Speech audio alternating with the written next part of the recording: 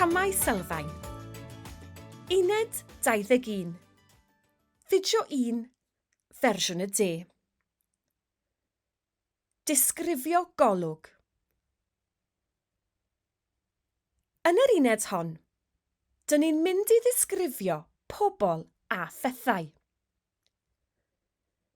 In this unit, we are going to describe people and things. To ask what kind of or what type of yn Gymraeg, we either use sut or pa fath o. Gwrandewch ar yr enghreifftiau ac ailadroddwch. Listen to the following examples and repeat out loud. Sut fachgen ydy e? What kind of boy is he?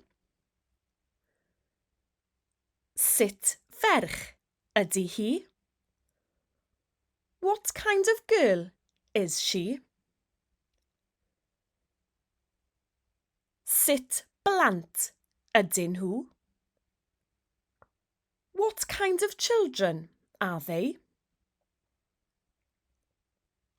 Sut athrawes ydy Miss Morgan? What kind of teacher is Miss Morgan?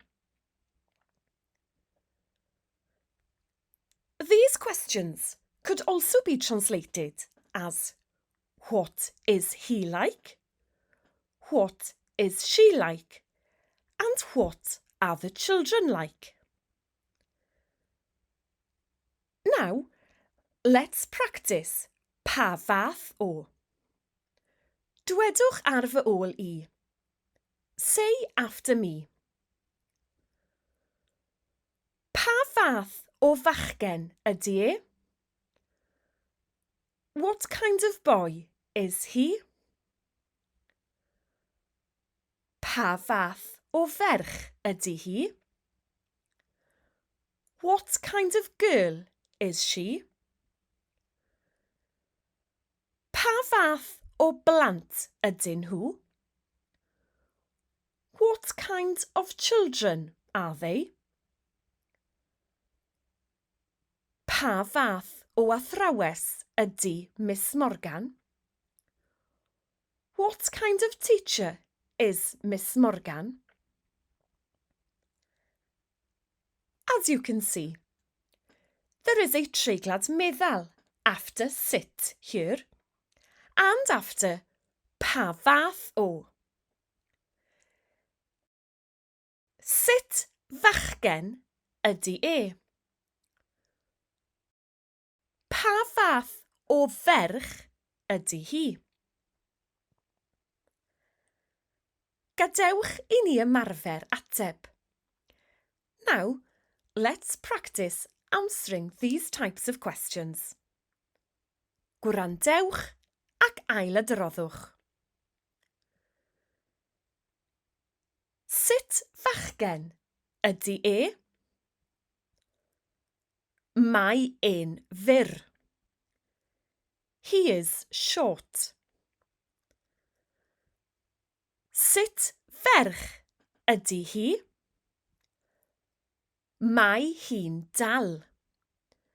She is tall. Pa fath o blant ydyn nhw? Maen nhw'n fywiog iawn. They are very lively.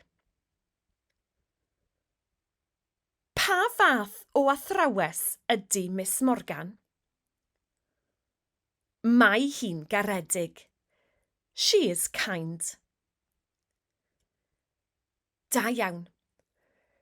Cofiwch, remember, adjectives that begin with t, c, p, d, g, b, m take a treiglad meddal after apostrophe yn or yn. Er enghraifft, yn fyr, yn dal, yn garedig. Iawn, We use the same sentence patterns in the past tense. We simply replace ydy or ydyn with oedd or oedden. Edrychwch. Sut stori oedd hi? What kind of story was it? Sut athro oedd e? What kind of teacher was he? Pa fath o ferch oedd hi? What kind of girl was she? Pa fath o blant oedden nhw? What kind of children were they?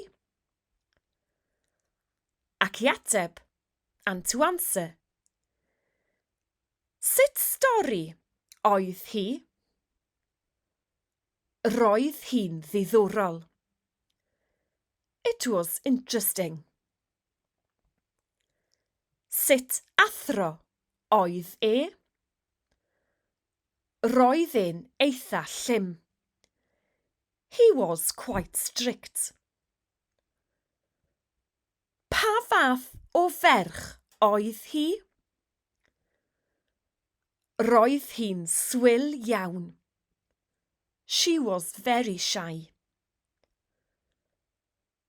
Pa fath o blant oedden nhw?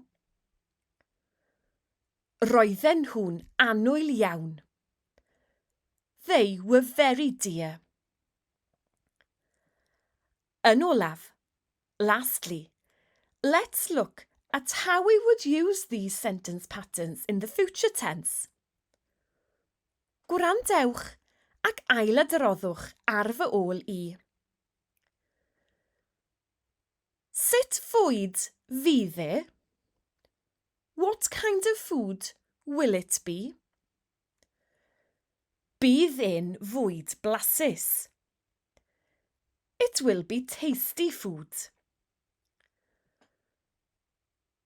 Pa fath o wers fydd hi? What kind of lesson will it be? Bydd hi'n wers Gymraeg. It will be a Welsh lesson. Ardderchog. Cofiwch, dych chi'n gallu gwylio'r fideo yma eto I adolygu.